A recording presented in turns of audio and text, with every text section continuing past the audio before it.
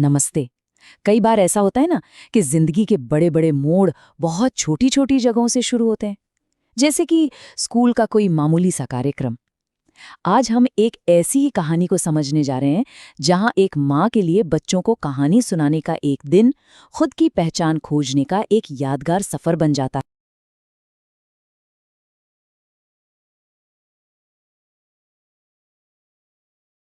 इस पूरी कहानी का सार असल में इसी एक लाइन में छिपा है। जरा सोचिए, क्या हमारी असली पहचान किसी डिग्री या पदवी में होती है, या फिर वो किसी एक पल में, किसी एक शब्द में ही मिल जाती है? तो चलिए मिलते हैं माया से। माया एक लेखक है, पर उसकी ये पहचान सिर्फ उसकी डायरी के पन्नों में ही कैद है। मतलब उसका सपना कागज पर तो जिंदा है, पर दुनिया के सामने अब तक बिल्कुल खामोश है। तो होता ये है कि जब उसकी बेटी के स्कूल में पेरेंट्स स्टोरी टेलिंग डे का ऐलान होता है, तो ये माया के लिए सिर्फ एक इवेंट नहीं था। नहीं, ये उसका पहला साहित्यिक मंच था।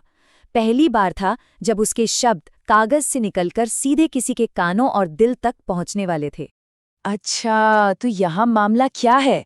चलिए समझते हैं। कहानी की हीरो है माया और उसका संघर्ष, उसका लेखक होने का सपना, वो निजी है, दुनिया से छिपा हुआ।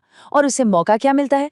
दुनिया के सबसे ईमानदार क्रिटिक्स यानी बच्चों के सामने अपनी कहानी सुनाने का। अब आते हैं उस बड़े दिन पर।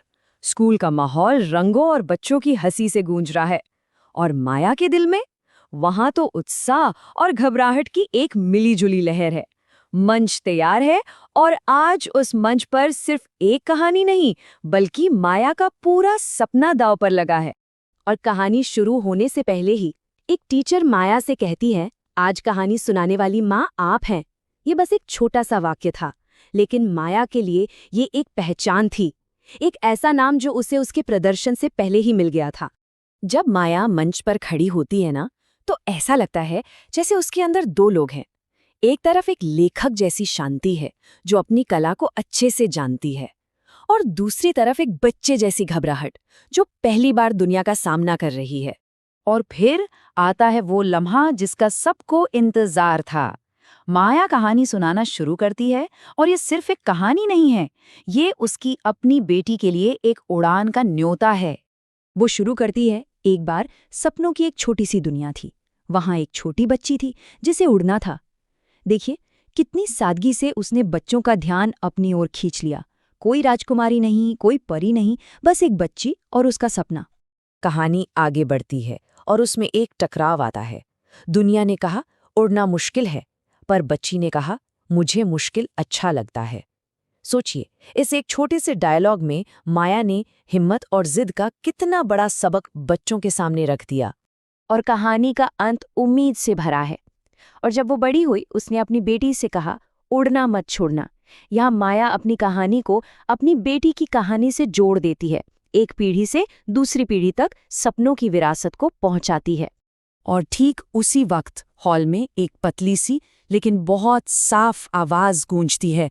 माया की बेटी आर्या अपनी सीट से चिल्लाती है, वो बेटी मैं हूं। और बस इसी एक पल में माया की कहानी अब सिर्फ कहानी नहीं रही, वो हकीकत बन गई। शायद यही उस दिन का सबसे बड़ा इनाम था। कहानी खत्म हो गई, तालियां भी बज गईं, लेकिन असली विश्लेषण तो अब शुरू होता है। माया को जो पहचान मिली, वो अलग-अलग लोगों की नजरों में बिल्कुल अलग-अलग थी। अब ये बहुत दिलचस्प है। देखिए, 4 लोग और 4 अलग-अलग नजरिए। टीचर ने पेशेवर सम्मान दिया और जॉब ऑफर कर दी। पति ने बाहरी मान्यता के बारे में पूछा, ताली मिली। सास ने सोचा कि इसका समाज में क्या फायदा होगा। पर बेटी आर्या, उसने दी एक शुद्ध पहचान, मम्मा राइट। आर्या के लिए ये कोई अवार्ड या मेडल नहीं था, उसके लिए तो ये एक सीधी सादी हकीकत थी। मम्मा कहानी सुनाती हैं, इसका मतलब मम्मा राइटर है। इससे ज्यादा सरल और सच्ची पहचान भला और क्या हो सकती है? जिस सपने को सालों से कोई नाम नहीं मिला था, आज उसे एक नाम मिल गया। और यहीं हमें एक बहुत बड़ी बात समझ आती है। कभी-कभी सबसे जरूरी मान्यता किसी बड़े मंच से नहीं, बल्कि एक बच्चे की मासूम आवाज से मिलती है। बाहरी दुनिया की तालियों से कई ज्यादा वजन उस एक आवाज में होता है, जो हमें दिल से पहचानती है। उस रात जब घर में सब शांत था, माया अकेली बैठी, और उसने जो कुछ भी महसूस किया उसे अपनी डायरी में उतारा। ये पल था अपनी नई पहचान को समझने का। उसने लिखा, पहचान सपनों से नहीं मिलती, सपनों को निभाने से मिलती है। कितनी गहरी बात है ये। सिर्फ सपने देखना काफी नहीं है।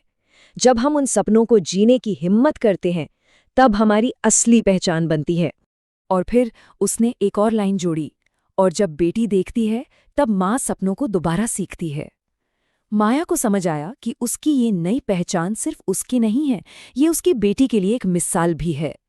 अपनी बेटी की आंखों में वो अपने सपनों को एक नए सिरे से देख रही थी। तो आखिर में सवाल यही है, जैसे माया को अपनी पहचान एक कहानी सुनाने में मिली, हम सबकी पहचान भी तो ऐसी कुछ पलों से बनती है ना?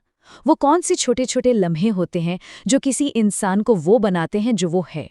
ये सोचने वाली बात है।